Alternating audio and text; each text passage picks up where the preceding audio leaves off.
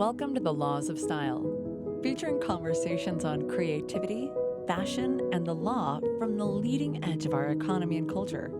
Hosted by noted fashion lawyer Douglas Hand. Hello, and welcome to the podcast. The Laws of Style, downloading to you from the offices of the law firm HBA, high above Bryant Park, in the Fashion District of New York City. I'm your host, Douglas Hand, fashion lawyer and fashion law professor. For this episode, I'm joined by well-dressed man, as well as fashion HR guru, John Mezzo. John, thanks for being here. It's my pleasure. This is fun. So you've spent most of your career in fashion, retail, on the human resources side. Right. Just for our listeners, give us some of those career highlights or when you knew that was what you wanted to do as a career. Well, actually, as a younger person, I was convinced I was going to be on stage. I was a theater guy, Okay. right? So that was my passion. That was my love. And when I made the decision to move into the traditional work world, I said I need to be in an industry or in a role that was going to leverage those skills around people connectivity. So that's what kind of got me into the HR side. Okay. I wanted to be on the people side of the business. What did you study in college? Was it related to HR, like psychology? Or? It was psychology focused, but believe it or not, even at my age, they had an HR management degree. So I got a bachelor's in human resources management. It was a general management major initially, and then met this professor who was an HR consultant, started taking his classes, found a passion for it, and realized immediately that I was going to get to be in front of people and talking and connecting, and I thought I needed to be on the people side of the business. Right. So, and what are the elements of that coursework? Are they paradigms for human interaction? I mean, how broad does it go? Because as a major, obviously, right. you Yeah, gotta I take a mean, lot of courses. it is everything you mentioned. There's a lot of psychology in HR. We do a lot of coaching and counseling and all those areas of people development and that. But there's also a more scientific side. It's a lot of organizational design and studying org structures and ensuring that companies are set up to grow, but that they're not spending too much. And so it's that kind of nice balance. But the fashion piece, I could admit to you, I kind of fell in, right? So my first role was at Macy's executive training program. Okay. That was, at the time, we called it the Harvard of retail. Okay. And it was great because it was an immediate lesson to me that you can't be successful in HR if you're not immediately tied to and connected to the business. So as a trainee, I'm writing purchase orders for socks and thinking, why am I doing that? I'm an HR guy. And it was a great early lesson that you're not going to be successful in HR if you don't understand the business you're in. And give us vintage on this program. So this is 80s? Late 80s. We're contemporaries, so Yeah. 89. 89. Yep. Okay. And so 80s fashion trends. Yeah, still for sure. A lot of shoulder pad going on in my Right. Macy's training suit. My one suit that I wore for graduation day. But that was the time frame. And So from Macy's, where did the career path lead? was there about 4 years, and they were in bankruptcy, so Okay. it was a tough time, and jumped over to Warner Brothers studio stores. They were opening retail stores and trying to compete with the Disney stores at the time. Right. They're only 2 years. I think they realized they were better at making movies than running retail Right. businesses, Yeah. and immediately discovered Ralph Lauren. I was recruited there into their HR department, and that's kind of really where it all started. That was my true... That was the Princeton. that was the retail. Prince. Oh my gosh! I mean, maybe that should have been the Harvard, because Ralph and All the team- Tigers would say no. It's the Princeton, right? But Exactly. But immediately immersed myself into the brand. Spent 16 years there. Honestly, never thought I'd leave. Was a lifer. Really, almost was defined by the brand. But had an opportunity that was just right for my family and me, and was moved over to the Victoria's Secret brand. Okay. And that role was actually not over their stores. So it was an interesting experience. It was head of HR for their digital business. And for Victoria's Secret, at the time, that was almost a $2 billion website. Wow. So when you think about companies like Ralph and all these other brands you might know being nowhere near that, and they're all thriving and successful, that particular brand, the online business was so huge, it had its own HR department. Massive. Yeah, so did that for 4 years, a lot of back and forth to Ohio. That's where they're based.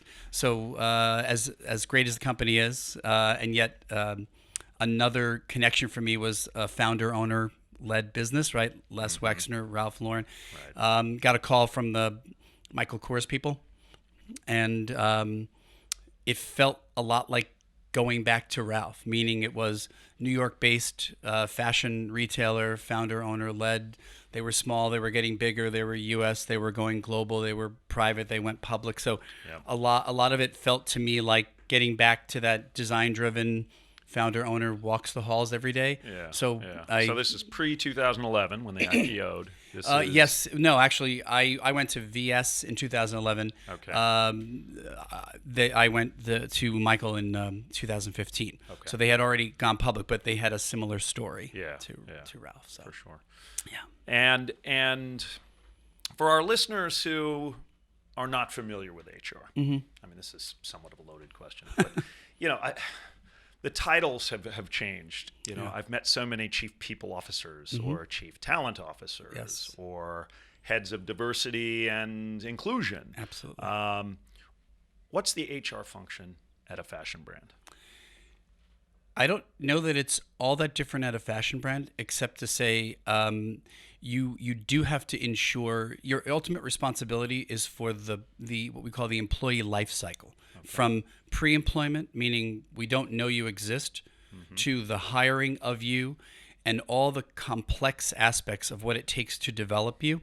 Right. And where it might be unique for fashion retail is there's just such a tremendously diverse population married with ops and finance people working and standing right next to highly creative, super aesthetic focused designers and creative types. So you have, I'm sure that exists elsewhere, but it's big time in fashion retail. So describe those columns, because I think I heard that, when I think of a fashion brand that has, like a Michael Kors or a Ralph Lauren, its own brick and mortar. Right.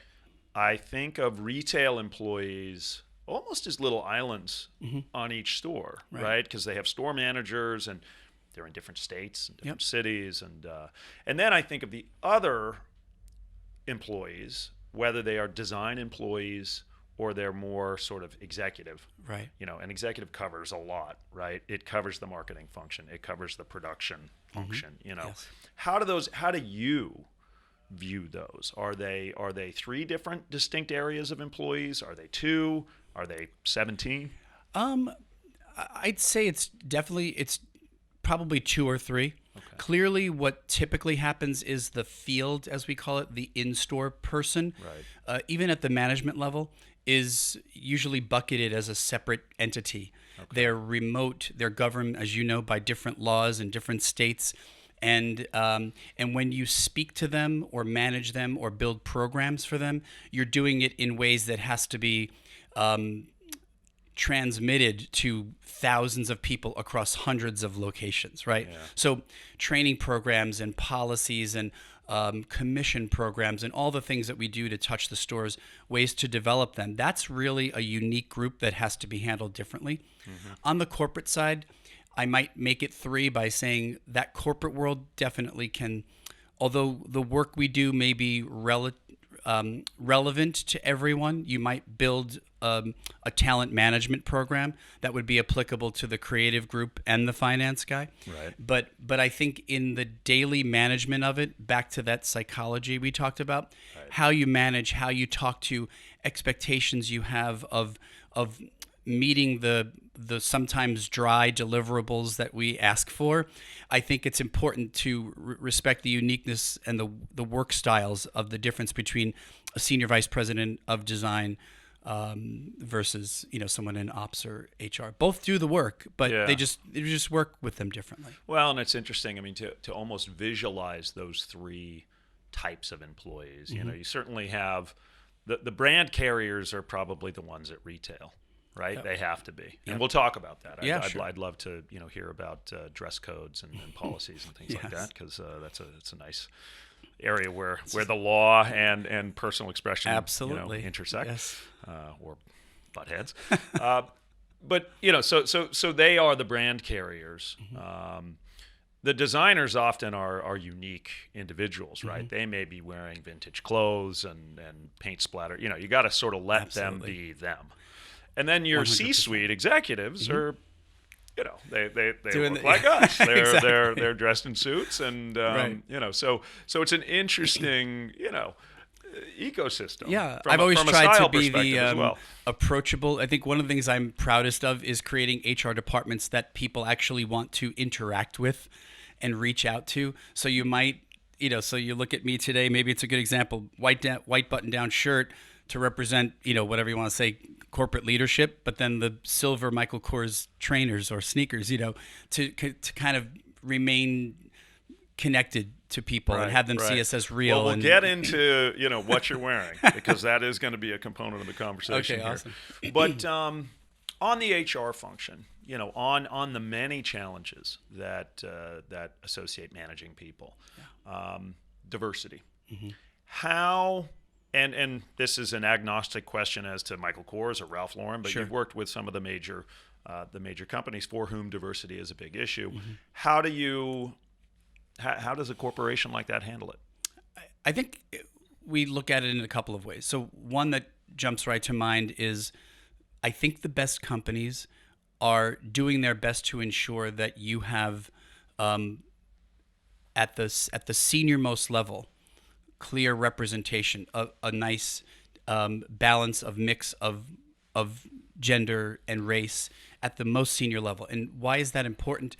It's important because when the 13th guy in the cube can look to leadership and see people that look like them and remind them of themselves, they get inspired to stay. They have the ability to look to that and say, I can be that CFO because she's doing that role right now. So I think smart companies are looking to make sure they're diverse at the most senior level, because what else happens? That group of highly successful, diverse managers are also really connected. They're mentoring.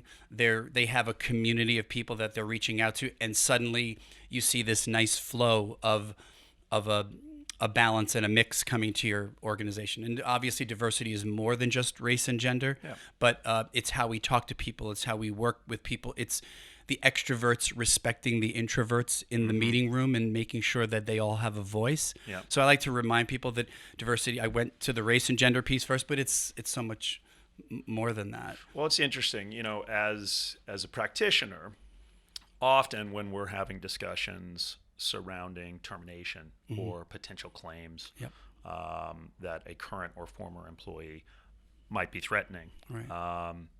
One of the first questions is sort of if it's a store location, i.e. that kind of island I was talking about, well, what's the composition of employees at that store location?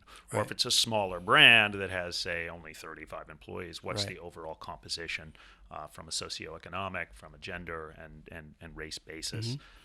To evaluate how high the risk of a claim being brought is. Do you track that? And in tracking it, is there a concerted effort to balance the various components of diversity within an organization as big as the ones you've worked at? I will tell you there's never a moment where you say there's a number that you're trying to achieve. I think at the core, what I've always preached and taught is that diversity management is smart business. Surrounding yourself with a mix of people who create a diverse landscape is going to contribute to innovation and uniqueness and different ideas to share. So we just continue to push to our talent acquisition teams and our field leaders, because a lot of the field leaders do their recruiting on their own because you just never seem to have enough recruiters to get to that 800th store. And for the listeners that don't know what a field recruiter is. Basically someone who's probably not based in the home state where your Right. company is based. They sit in a region. They learn that market. They know the top 5 best managers in every mall that they're responsible for. Right. And they're out pounding the pavement. They're sitting on mall benches and they're interviewing the next store managers. But I think, other than the point I raised around ensuring that senior leadership is diverse, I'd say the other thing that talent acquisition teams do, or recruitment teams, is they do their best to put together what we call a diverse palette. So a manager or a hiring manager, which is the word we use for someone who has an open job and is doing the hiring, if we present them a nice blended mix of different styles and ages and races and backgrounds and thought processes and extroverts and introverts, you give them this chance to see this nice kind of world that they can choose from, versus giving them one set type, which is not interesting and not driving creativity or anything like that. Yeah. I think, back to those classes of employees, or categories of employees. On the retail side, I imagine some brands that are maybe narrower with respect to product offering. The product offering itself may sort of self-select its customer from a socioeconomic standpoint. Right. There may, do you think that there is an unfortunate default for brands like that to be looking to hire from a particular socioeconomic class because of that? Or do they feel now the retail environment, should still have diversity, notwithstanding that the customer base itself isn't diverse? Yeah, I think look, companies are smart to, especially in these days, having beyond your wildest imagination in terms of access to data, and we're hiring data scientists now. I didn't know what that was when I was earlier years in my career, but you have all this customer data. You need to be smart and have your selling floor be a microcosm of the market that you're in. So yes, maybe certain brands are going to have a demographic that they sell to, and they absolutely need to represent that. But I always tell people, let's say your demographic is super young. Let's not forget that the grandmother of that person might also be the shopper. She's probably the one with the credit card. And you need to, in some ways, have that environment when someone's looking through the window be an appealing place for the customers peering in. Right. Well, this is, we've talked about it, but maybe more specifically with your experiences, the way in which the HR department works with the legal department. Mm-hmm. And obviously it works with the legal department in a number of ways. Sure. But at the organizations that you worked at, how was that coordination? Was legal embedded in HR? Was legal separate? It's in my experiences, it's often that legal is, I've seen it both ways. It's either a separate entity with a chief general counsel reporting into the CEO. That's how we were at Coors. Yep. I've seen it in my days at Ralph. Legal was under the HR lead. Okay. So, but absolutely attached at the hip. Yeah. And especially when companies were large enough to have employment lawyers as a part of their team, those employment lawyers were the ones that we worked especially close with. And it varied. Whether it's helping us build policy documents, right? So we have a business need, and that's really a good point to stop on maybe, is everything we do starts with a business need, right? You talked about dress code, and we'll get to that. There's an obvious situation. We respond to that by building a policy.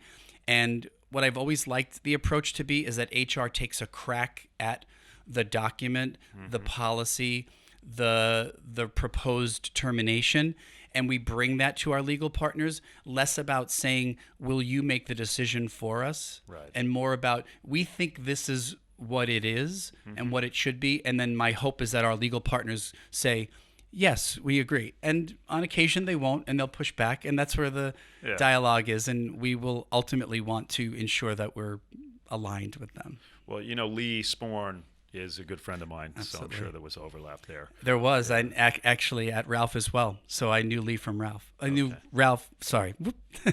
Lee from Ralph. Right. And he was just leaving Coors when I got there, just Gotcha. about. So we had a he's, couple of meetings. for our listeners, he was the general counsel. Absolutely. At both of those places. And now teaches down at University of Pennsylvania, a fashion law course. Yeah. Yes. He, in fact, is helping Barbara Colson and I with the chapter on employment law for the fashion law textbook that we're working on with Carolina Press. That's exciting. So, That's great. yes. And very much needed. Yes, indeed, and evolving. Well, I mean, it's such a rich subject here. Let's pivot to maybe just a practical question. How does a termination go? Like, just walk us through a termination. Oh, wow. The evaluation and the process. Sure. And I guess I need to give you some facts. I mean, Yeah. you are terminating within a store a Korean American 23-year-old college graduate whose sales performance was relatively low. And I'll let you go from there. I mean, Sure. I mean, I will want to know the full makeup of the person, age, race, gender, but that's not going to ever be the driver, right? And I'm not trying to just make a politically correct statement here. The concept of termination starts way before any of the wrongdoing, right? It starts with building a landscape where you have clear and communicated guidelines around, using your example, sales expectations. My hope is that this person who's about to be discharged for poor selling has been placed through our progressive discipline policy, right? So today isn't the first day we spoke to you about that, hey, Sam, you can't sell. You're not good at it. Not really sure why you're here. Right. We would have spoken to him, coached him, shown him the numbers, posted up on the wall that he's 18th out of 18 people on a regular basis. We would have ensured that he knew that his job was at risk way before he was termed. That's why I actually always say terminations or firings of people is actually not that it's not difficult, but it's often very clear. You've reached that point where you've said, Doug, this is probably not going to be a surprise for you, which is different. Different than the alternative, which is probably one of the more difficult things an HR person has to do, which is we've made a business decision that the org structure doesn't work, and your role, even though you're a high performer, is no longer on our org chart, and your job's being eliminated. Those are the especially difficult ones where compassion and my high level of empathy, which I'm proud to say I have, but it's those nights where I take it home and, I don't know if I'm allowed to say this, but would be a night for single malt scotch, right? So that's if it weren't the morning, we would have that in our cups. Exactly. No, I'm as an attorney, I've been present at multiple terminations as well. Least favorite part of the job, for sure. I guess just maybe diving in a little bit deeper, how does the actual process go? So who's in the room when it's done? Sure. What are the words that whoever is saying it is coached to say? Right. If legal's in the room, that's certainly a possibility. If not, there's often at least one other person in the room as a witness. It could be the person's manager. It could be another HR person. There'll usually be one driver of the conversation. So say it was me and it was you I was talking to. One of the things that I teach is to ensure that this is the shortest path to the end of the conversation. This is not a time for love that tie, how's the family. This is, Doug, this is going to be a difficult conversation. I'm going to guess this is not going to be a surprise because you've already been placed on final warning for your sales performance. The business expectations are at a certain level and you're consistently not meeting those expectations because of that.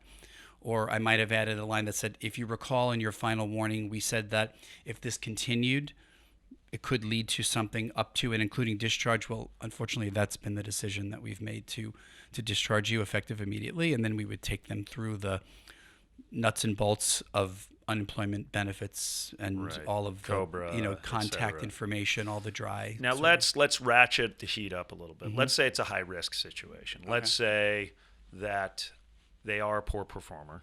That data is objective. However, in the middle of this the termination conversation, the employee says, well, last week my manager pushed me into one of the fitting rooms and fondled my body. Okay. And I didn't report it because he said that I'd be fired, and now I'm being fired. Right. I'm going to go talk to a lawyer about this. Sure. Well, so there's usually two types of pushback. One is they disagree. That's still a pretty clear path to we're going to stick with this decision. Disagree on the objective data with respect to sales. Right. In other words, I think it's just because you don't like me. Right. I think, my numbers are low, but it's because you give me the bad hours during the week. That's something we probably would still push through. The example you gave, I'd probably make the decision to say, well, that's new information. Right. We didn't have that before. Sorry that you didn't bring it to us sooner. That's very serious. We take those allegations seriously. And so I would probably weigh in and say that we should suspend this person at this point, conduct the investigation into what they complained about.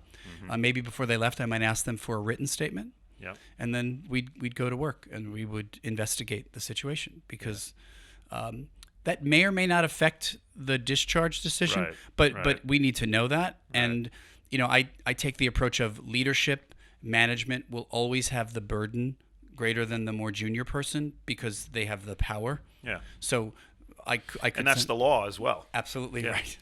So I didn't just make that up, right? And so that investigation is done and documented. Yes. And how is that done? Is that a memo to file? Is that there's an actual form that you use so that it's the same? Yeah, there's usually a pretty standard templated form that we'd have them fill out, and we'd have them sign it. I know some companies have, it depends on the situation too. Oftentimes we have issues of theft, and the issue might be brought to us through our loss prevention department. Yeah. Which, in addition to legal, becomes another great partnership that we make. Right. They are. This is a terrible analogy, but they're almost like police in that they unearth the situation and then they bring us the case, if you will. Got it. And those are in-house people, or is that a security firm? No, you might find an external third party that would be hire, someone that we'd have for, let's say, a guard at a door. Right. But loss prevention is typically embedded in the company. And loss prevention, for those of you that don't know what the term means, it's basically checking your bag and your person for items that were on the sales floor that you're leaving with. And absolutely. And as you get more elevated in loss prevention in terms of your role, it's not unlike other areas where senior loss prevention is not just executing things like bag checks. That's what their team will do. They're driving policies in partnership with HR around safety and things like that. So have there also been instances, with so many purchases now being online, and if you have a store credit or a gift credit card, have there been sort of within those islands of stores shenanigans around store credit cards or other ways to, in effect, from a paper trail, show, no, I bought this, but essentially you somehow obtained a massive amount of credit. Right. Are you saying more could an employee do that? Yeah. Sure. Yeah. I mean, you'd be, well, maybe you wouldn't be amazed because you're in the business. So, yeah, I mean, we've kind of seen it all in terms of employees finding ways in which to, unfortunately abuse the system. And loss prevention, that group plays a huge role for us because they will do the study, they will do the analysis, they will look at. An example I can remember was an employee who it's within our policy to buy something online with your discount and have it sent to someone else, right? And it's also okay for it to go to this other address, right? But it's not okay for the credit card to be someone else's credit card, because then it's John's discount that only he's eligible for, and somehow Doug Hand is getting the product, it's getting charged to his card, and he's getting it at the discounted rate. That's discount abuse. And so they'd bring us cases like that where they'd say, person X has made $70,000 worth of purchases, none of which were paid by their credit card, and none of which went to their home. Right. So we'd have to call that a red flag, and we would, side business. Yeah, side so, business. Yeah. Other examples from the front line. I mean, so social media is massive. Yep. Employees typically are governed by a policy with respect to what they can post, what they can't post about the company. What are some instances where that's been violated, and instances of just on someone's social media feed something was posted that was so objectionable, maybe related to the company or not, that it resulted either in a termination or a warning? Sure. I mean, we have very clear social media policies. So we like everything else I mentioned, we would start with depending upon the severity of it, with conversations, reminders, asking people to sign the policy so that they know. Yep. But in some of the cases I can remember, the things that have raised flags for us have been around sexual content, nudity, people, referencing our company in negative ways. So we have, a lot of the policy speaks to ensuring that people are not misrepresenting themselves or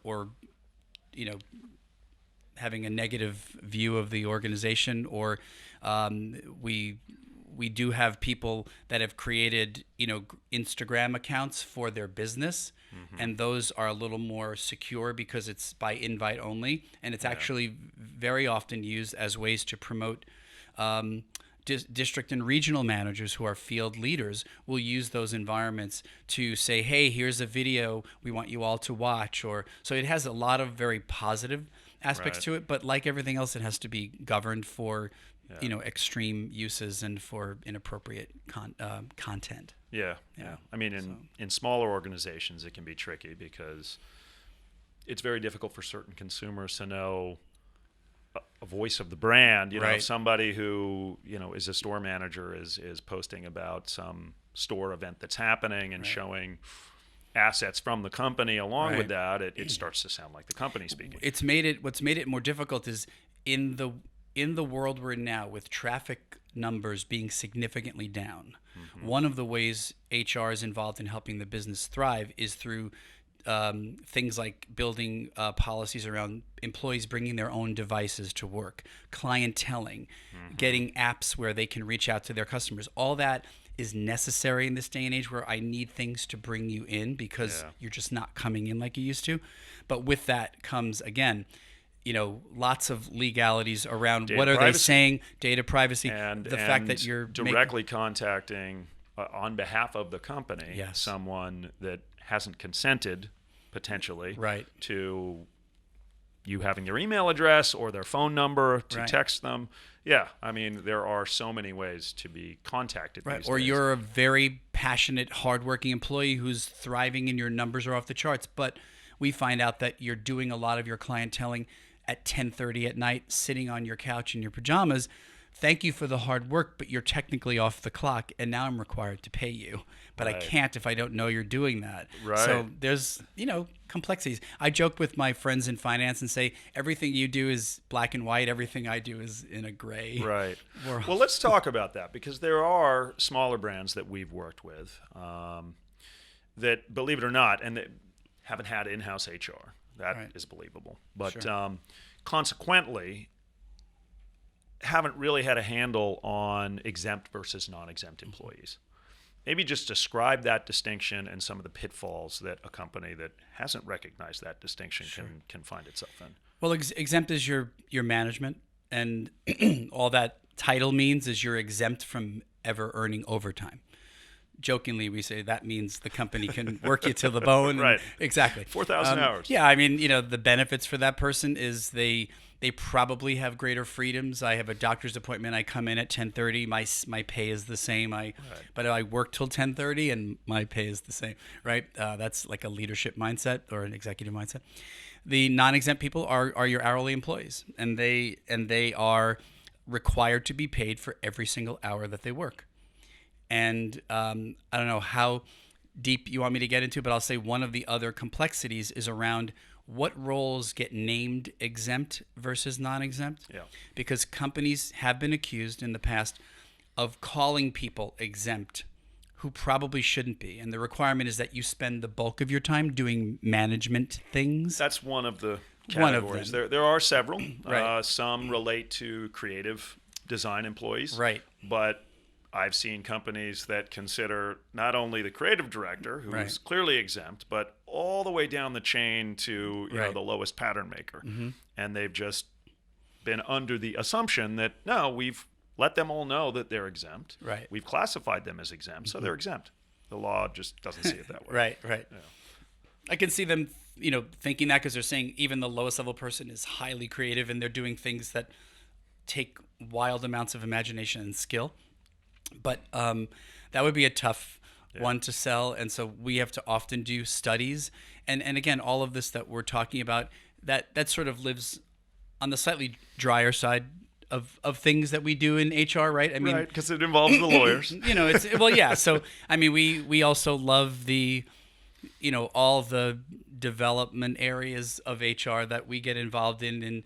And I mentioned earlier the life cycle of employees and the teaching moments and stuff like that. But well, maybe talk about some of that, the team building elements, or the what are some of the fun things that HR gets to be involved in, and how do those come out of a learning from being trained in HR, or are those kind of the wacky Warby Parker type thing, like, hey, we're just going to call today, Bike Tuesday, and everybody rides a bike in.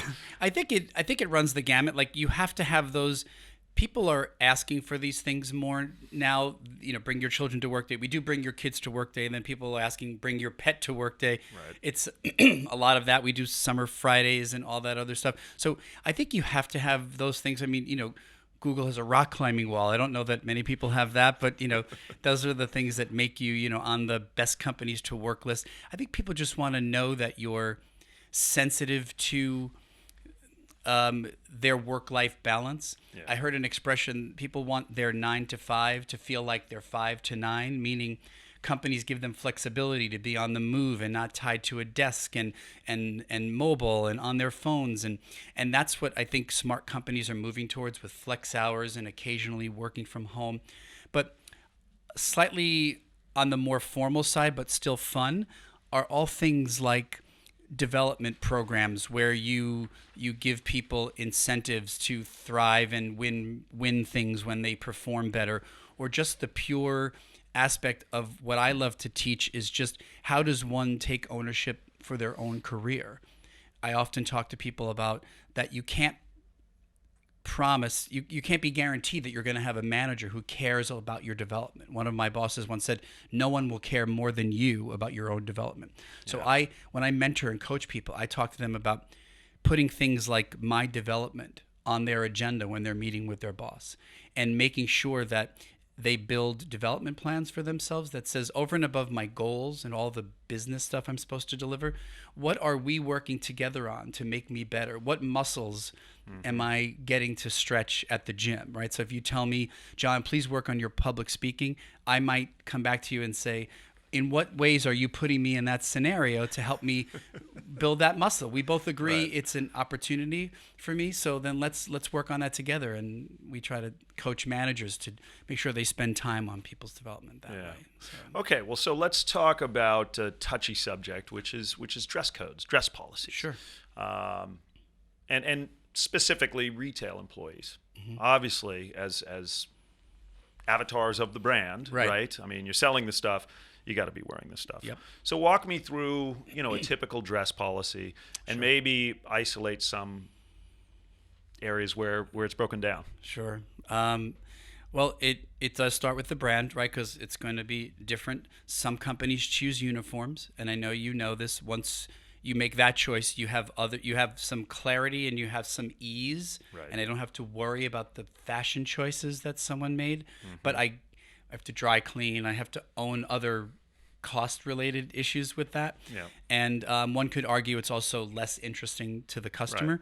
And so can't wear a current season if it's a uniform. Yeah. Right. So it's so what we have found ourselves doing is we, over and above giving employees a robust discount, we give them what's called a wardrobing program. So several times per season, they get to shop within the store they work.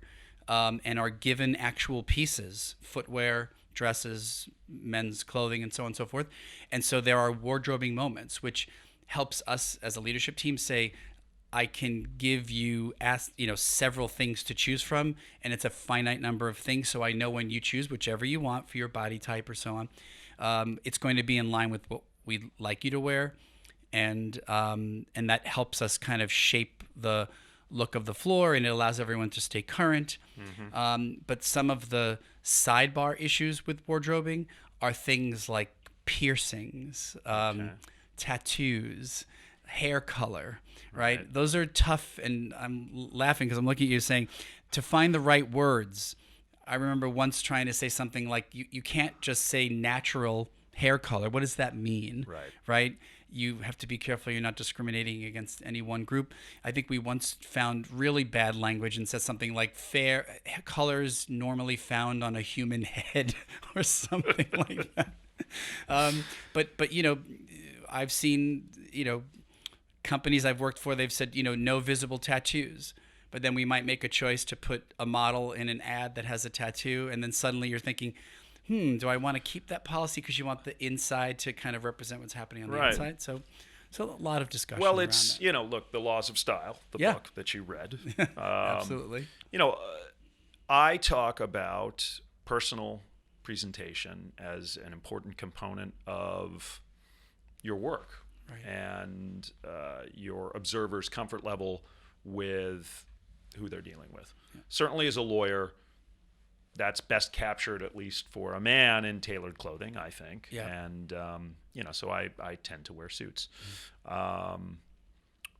For you, as both an executive, but also head of HR, so maybe more of an exemplar to employees, how do you choose to present yourself? And we'll just dovetail this question with what you're wearing today, because you look pretty magnificent. And you are doing... It's not a high-low. What would it be called? I mean, the sneakers are very... I find it very difficult to pair sneakers with tailored clothing. It feels very weird to me, I have to admit. You've pulled it off today. So just go through the what you're wearing, what season, and the why. Unlike a lot of your guests, I don't claim to be a super, fashionista. I just have a passion for it. I'm the guy who's always telling his friends, dude, that suit's way too big on you. You don't need to wear a suit that looks like a circus tent. You can wear tighter fitting clothing. But today, most of what I'm wearing is theory, including the button-down shirt. I don't have to do the same with the same, but I just happen to be today threw on this suit. Wanted, and I think the sneakers are Coors. And they've got a little metallic. They're a little I don't know if you're Tin flexible Man enough to bring those into the shot. Yeah, for sure, our I can viewers. do that very for nice.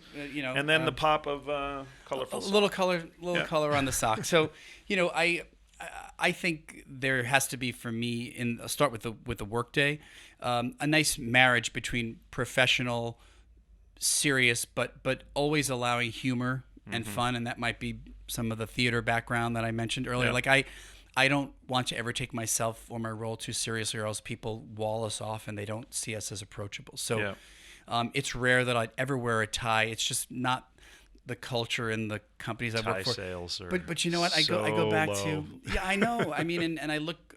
Does Michael Kors even make ties? We do. Okay. Yeah. Okay. I own a couple, and I debated whether to wear them. I mean, obviously, Ralph has to always make ties because that's where he started. Oh my gosh, and he cut them out of tablecloths when he was coming up. So, but Ralph used to always say, "You dress for the day, right? Are you the elephant hunter? Are you the writer? Are you the creative designer?" And he was always that. When he wore the pinstripe suit, I would know, okay, he's talking to Wall Street today, or he's in design meetings, so he's got the jeans and the big belt buckle. Or something. I loved that about that lesson that I feel like I got from working there. But honestly, I've worn a tracksuit to work. I think when I met you before, I was wearing a track jacket. We don't have to be overly formal, but I always I want the team to be on brand.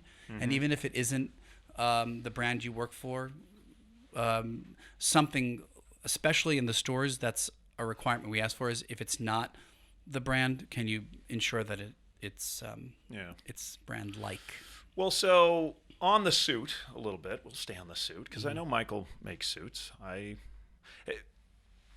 Just putting a pin in that. I mean, my first wife actually worked for Michael back just after the Chapter 11. I mean, like way back when it was Michael, Lance, and just a few PR people. Wow. I wish she'd gotten equity, but. I know Michael makes suits because she got the discount, and I used to go, shopping. That old store on Madison up in the high 60s. Yeah. Yeah. But men's suiting, the demise of men's suiting, the death of men's suiting has been sort of prognosticated about by many commentators.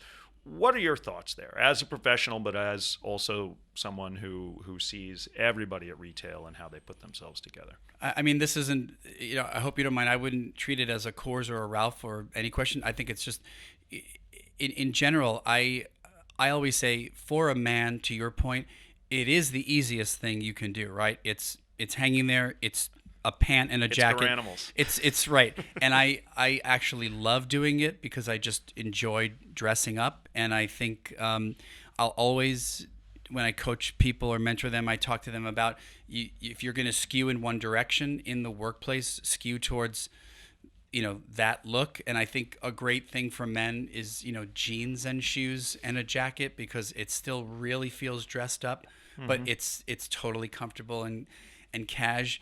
I think it's just, I look at friends who are in finance.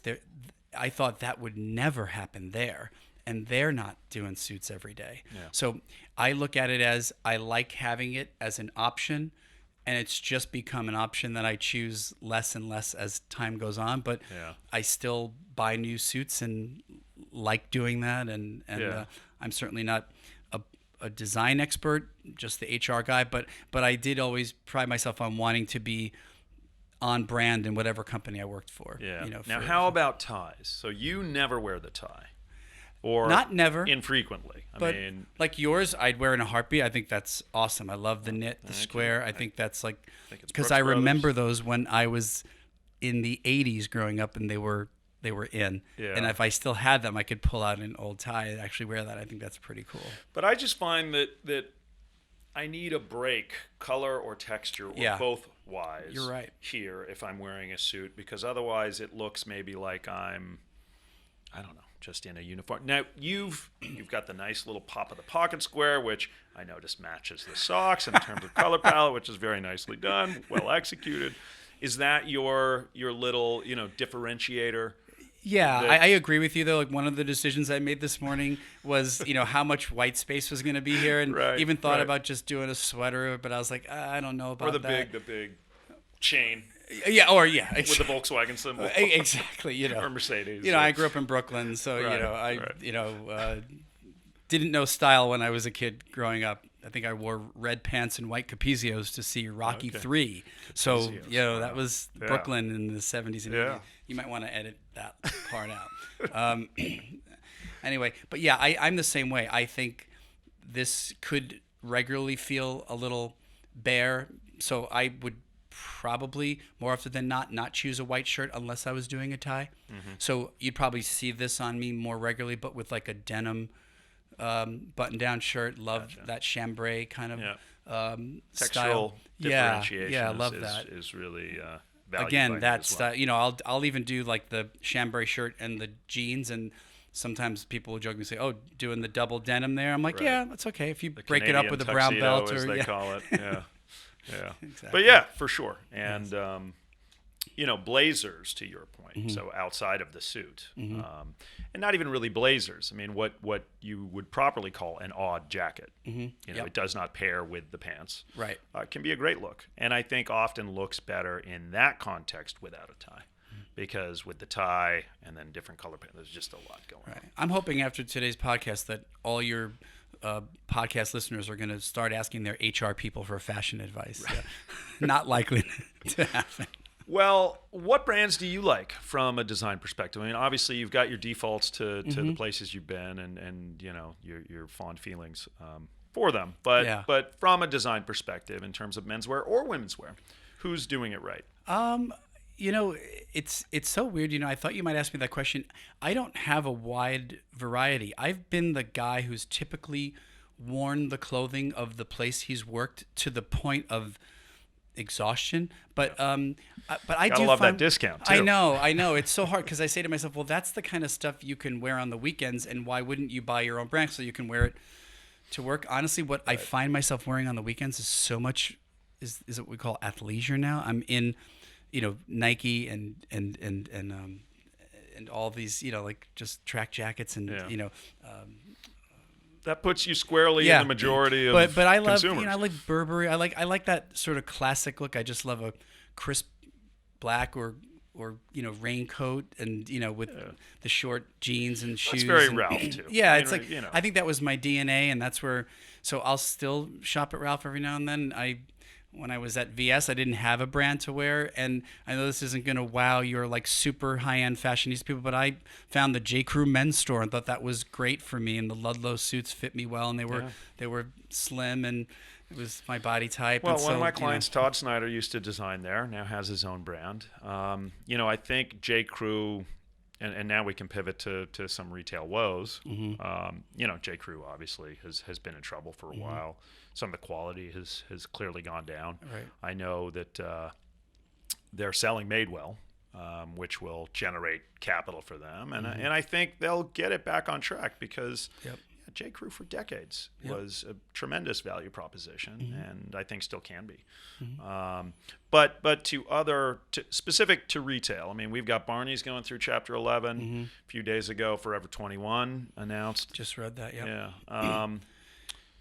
And now there's a whole thing about, I think as recently as this morning or the other day, just about the pure number of vacant real estate retail storefronts, right? Yeah. And I think that's a sign of, I know one of the things I was working on at Coors was the fact that we had to be smart and cut some brown leaves off trees, right? It was in no way a sign of the lack of growth. There's an amazing growth plan, but you have to be smart and close underperforming stores. We didn't invent that concept. It was the right thing to do. Yeah. But when you do that, you're hopefully growing e-commerce at the same or better rate so that your total is still growing, or you're growing through expansion to other parts of the world like Europe and Asia and so on.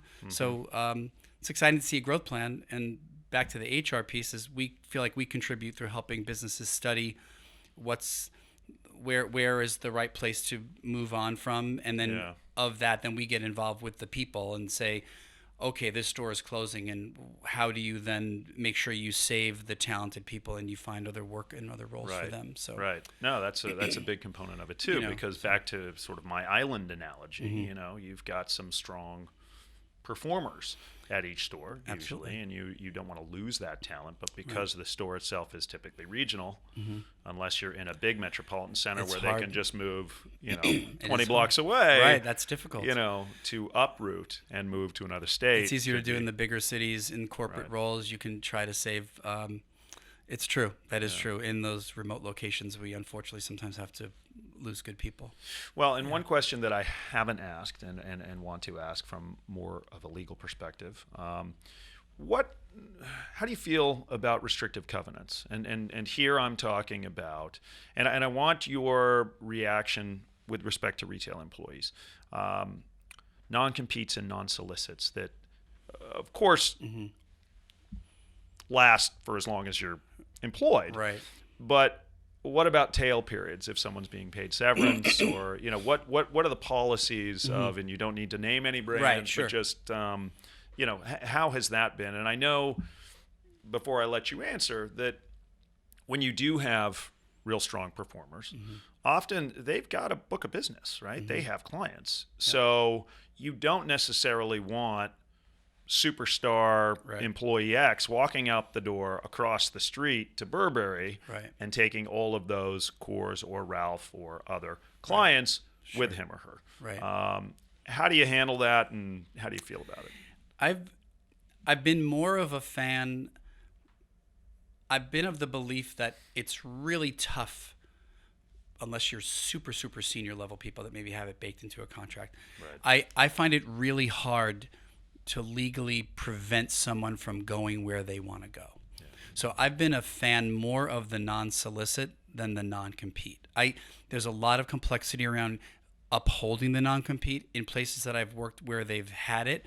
It's really, really hard to enforce. And I like the non-solicit. So, for example, in places I've worked where if you work for the company, automatically you have a year non-solicit. Maybe if you're more senior and you received equity, we might have asked you to have a 2-year non-solicit. Right. So I can say if Doug is a high performer and he left us, I can rest assured for 2 years that he can't come in our playground and play in our sandbox and take our people. And non-solicit with respect to your employees or your customers or both? I've dealt less with the customer piece. Right. Because that's really de facto a non-compete, right? If I can't bring my customers, right? And obviously my customers are free agents; they can go wherever they want to go. We typically tell people we own your client book because the companies do, right? But if I know I'm leaving and I have 300 clients, do I not know enough to remember their names or write them down somewhere else? And to your point, then I show up in the next place, and I'm honest enough to know that as recruiters, if I want to talk to you, I'm hopefully going to bring you in hopes that I can benefit from your clients, right? So it works in both ways. And, we have this HR world, and if you're an HR partner and I was an HR, you were at Gucci and I was at Ralph, and I'd say, hey, we've noticed several people. Yeah, how do those conversations go? You pick up the phone and you say, it's where Sally. The Brooklyn comes in. It's a little mobster. No, I'm just kidding. Exactly. I'm going to send the guys with bats. So what I've done is if it's blatant, like I had a case where several of the people that have left of late have been going to these I don't know what we're calling them, these marijuana companies. Okay. Forget the names. Yes.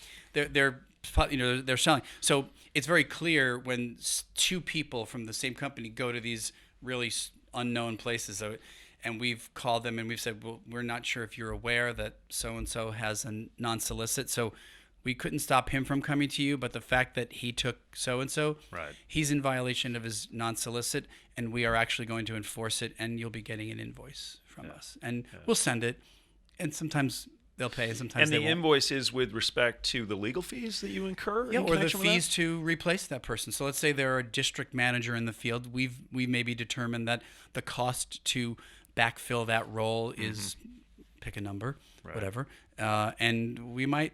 Yeah. And that invoice is sent to the former employee or to the new company? It's sent to the employee because they're the one that we're actually in the relationship with. You've got the contract with. Right. But typically they run to their new company. Right.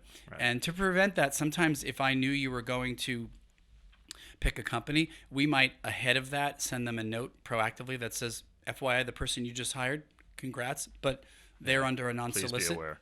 Yeah. So that's kind of the approach we take. It's hard to collect anything. It's more about just saying, well, okay, we'll want you to maybe just extend the non-solicit, or we give them a strong finger shake, and Well, pivoting a bit to conglomerates. Okay, so Michael Kors is now Capri Holdings. It is. Versace and Jimmy Choo. Yep. Right, those were the two big acquisitions. Coach is now Tapestry, and is Stuart Weitzman and Kate Spade. Right.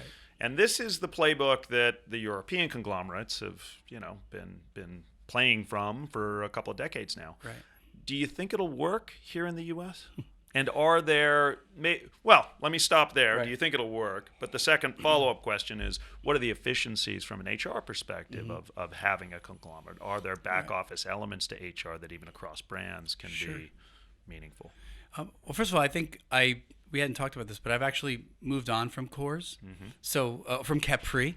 We don't have to talk about this, but I've been finding some interest in actually starting my own consulting firm in an effort to kind of bring what I've done for 30 years to either smaller businesses or the individual, but that's a side conversation.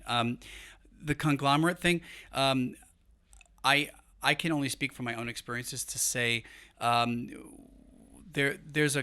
think in this particular case, there was a conscious decision to have three very strong, powerful brands come into one place and be a holdings company, right? I'm pretty comfortable saying that that the plan was to have everyone kind of continue to run their own businesses. They're still presidents of all the businesses, and all the design worlds are completely. To your point, you make a good one, which is the back of house. Certainly, technology and systems wise, and all of those things can be integrated and looked at. That's really where we were when I left, which was where our efficiencies. There were still separate HR departments for all three brands. Okay. All under one chief HR officer. So that was, one sense of place of unity. But it was really very, very early stage. Will it work? I have no idea, except to say that like everyone else, I can listen to the very public Wall Street calls, and it always sounds to me like the street is very excited to hear about these other brands in addition to Coors when we were just Coors. Yeah. So it seems like the response is great, that people are happy to see the three together. I think it's way too early to know what the impact will be on those three in particular. Yeah. But I was at Ralph when they bought Club Monaco. Right. And at the time, I don't know that we thought it was the right thing, and you have to ask them now what they think of that decision. But I was at a big law firm when you sold it. Uh-huh. I actually did that sale. Oh, really? Wow. It was a Canadian company, so it was a lot of Canadian law elements. But I think there is a lot to learn from each other, and it was also those brands are quite distinct. I mean, obviously Versace is a very unique proposition, and then Jimmy Choo is a product category, but all luxury. Whereas I think Tapestry's approach has been a little bit different in terms of price point and luxury. But we'll see. Yeah.